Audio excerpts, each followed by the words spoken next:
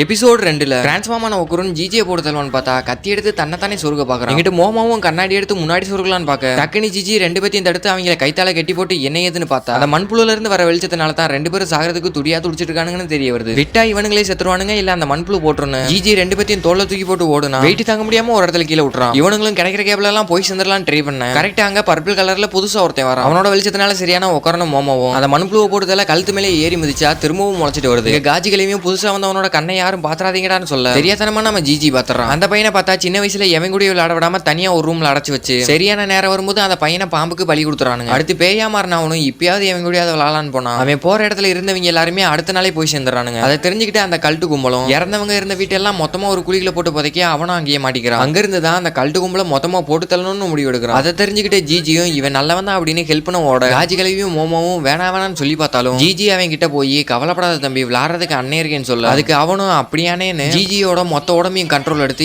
ஈவிலையா உருவெடுக்கிறான். ஈவிலையா transform ஆனதும் ஒரு பந்தை வச்சு அந்த புழுவை புரட்டி எடுக்க அந்த புழுவும் திரும்பி பார்க்காம ஓடிடுது. அடுத்து மோமோ கிட்ட வந்துட்டு என்னமா உங்ககிட்ட வித்தியாசமான பவர் இருக்குன்னு தூக்கி போட்டு மிதின்னு மிதிச்சுட்டு மோமோவோட சோழியை மொத்தமா முடிச்சு விடுறதுக்கு அந்த பந்தை வச்சு ஃபைனல் கிக்கு விட கரெக்டா நம்ம ஒக்குருன்னு என்ட்ரி கொடுத்து தக்காளி ஏழ் மேல கை வைக்கிறேன்னு திருப்பி அடிக்க ஆரம்பிக்கிறான்.